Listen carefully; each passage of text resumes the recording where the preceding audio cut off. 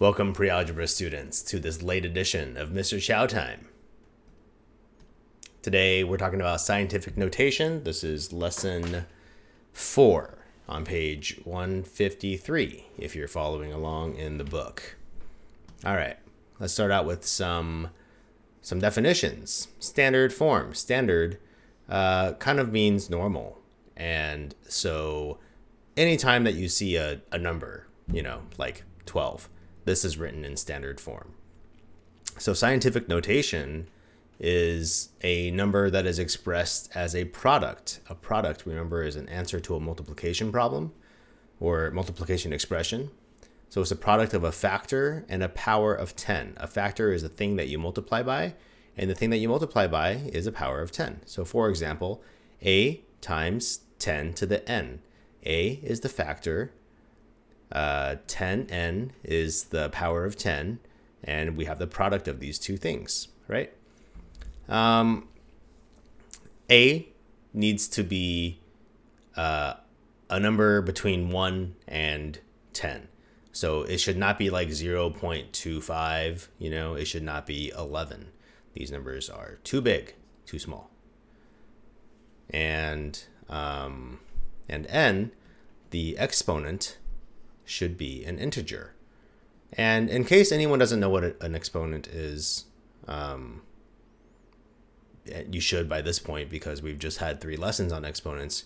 Remember, an exponent is you're multiplying the base this many times. Okie dokie. For example, let's write each of these numbers in standard form. So this is 10 to the third power. 10 to the third power is 10 times 10 times 10. There's 3 zeros, so there's 3 zeros. 3 zeros times 2 is 2 and 3 zeros. 6.8 times 10 to the 5. So it has 5 zeros. 6.8. We're going to move this decimal once, twice, 3 times, 4 times, 5 times. So there's 1, 2, 3, 4 zeros. 6, 8, 1, 2, 3, 4. So this is 680,000. And then here we have 10 to the negative 4. Negative 4 is going to move our decimal to the left 4 spaces. So this is going to equal 0.000325. Okay? All right. Why don't you give it a try? Welcome back. This is going to be 400. This is going to be 594 and then 5 zeros, which is 59,400,000. And then this is going to be 0.0013. Yeah, all right.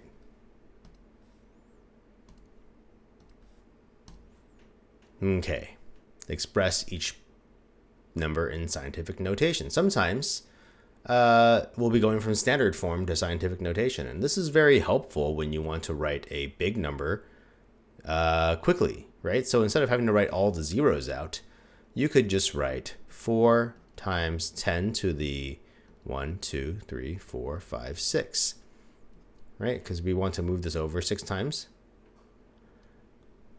And so it's going to look like this. Here we want to move this over twice, right? So this is going to be 7.2 times 10 to the negative 2. Okay, so the number of times you want to move the decimal to the left would be positive and to the right would be negative. Kind of the opposite of when you're doing the scientific notation. Your turn. All right, here we go. This is going to be 1.89 times 10 to the 1, 2, 3, 4. This is going to be 1, 2, 3, 4, 5. 6.4 times 10 to the negative 5. Okie dokie.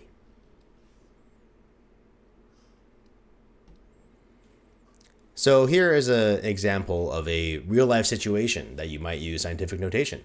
According to the World Population Review, the population of Taiwan is 863,914. Write an estimation in scientific notation. So this is an estimation, right? So that means we don't need to be exactly right. And I guess I will estimate this to the 100,000th place. So I'll make this 23,900,000. So like that. And then we'll move this 1, 2, 3, 4, 5, 6, 7 times. So this is the scientific notation, a easier way of writing this number. Yeah, and it's a little bit faster. Your turn. Estimate each number in scientific notation. So, yeah. Welcome back. All right.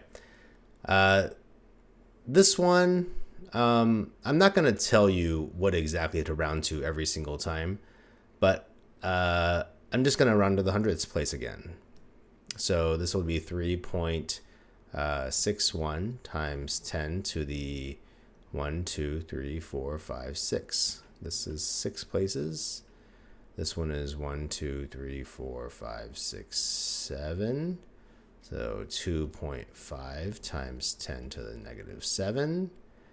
And this one's already in scientific notation. So I guess there's nothing to do there. Hurrah.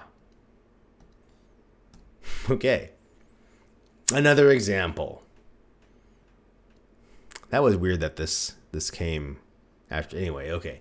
A space shuttle traveled at about 8 kilometers per second at this rate. And this is a rate, right? Because this is 8 kilometers for every 1 second. This is a rate, which is a ratio between two things with different units. So at this rate, the shuttle would take about 4.5 times 10 to the 4th seconds to fly to the moon. What unit of time would you use to tell your friends how long it would take to get to the moon? Explain your reasoning. So this is asking, is this way of writing this amount of time a good way of writing it? And I would say no, it's not. It's not a good way because we don't really count seconds like this, right? With a number this big, you're probably going to be using hours. I would say even minutes is too big. And I think days is probably a little bit too big. So I would say I would use hours when talking to a friend. I know you talk to your friends all the time about how long it takes to get to the moon in a spaceship, and now you know the units to use. Your turn. Welcome back. All right, Mr. Chao's favorite watch is about 4.2 times 10 to the negative 2 meter in diameter. Is it more appropriate to report that the diameter of the watch is 4.2 times 10 to the negative 2 meter or 4.2 centimeters? Explain your reasoning. So, yes, you should use 4.2 centimeters because people don't really think about meters in this way. That's why we have this unit called centimeter.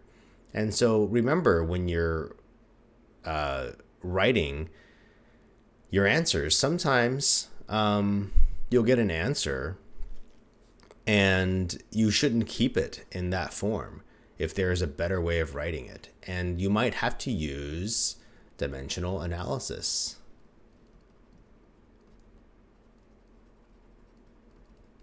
And dimensional analysis is just basically converting between units. So for example, if you have 100 centimeters, instead of using that, maybe just use 1 meter. Or 1,000 meters, instead of using that, maybe just use 1 kilometer.